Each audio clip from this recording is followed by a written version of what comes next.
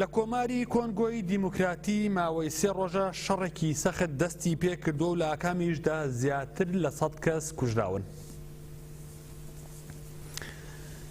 لە کیناشاسی پایتەختی کۆنگۆ لە ڕۆژی دووشەمەوە خۆپشاندانێک لەلایەن حیزبی یەکێتی پەرەپێدانی کۆمەڵایەتی و دیموکراتی دژ بە سەرۆک کۆماری کۆنگۆ دەستی پێکردووە. ڕاگەیاندنەکانی دەوڵەتی کۆنگۆش بڵاویان کردوتەوە کە لە خۆپشاندانەکاندا 32 کەس گیانە دەستداوە.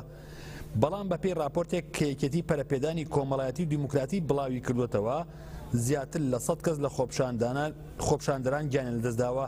زیاتر لە 2500 کەسیش دەستگیر کراون و هەڵمەتی دەستگیرکردن و دەست بەسەرکردنی ژێشتا بەردەوامە.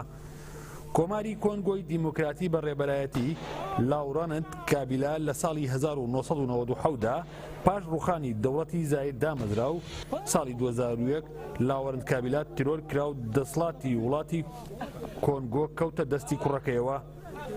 ژۆزەف کابیلاش لە ساڵی 2001ەوە وەکو سەرۆکی کۆنگۆیە و بە پێی یاسا ماوەی دەسەڵاتداریەکەی لە مانگی 12 ئەم ساڵدا کۆتایی دێت. بەڵام ئەندامانی یەکێتی پەرەپێدانی کۆمەڵایەتی و دیموکراتی دەڵێن ژۆزەف کابیلا بەنیازە بە گۆڕینی یاسا لەسەر کورسی دەسەڵات بمێنێتەوە.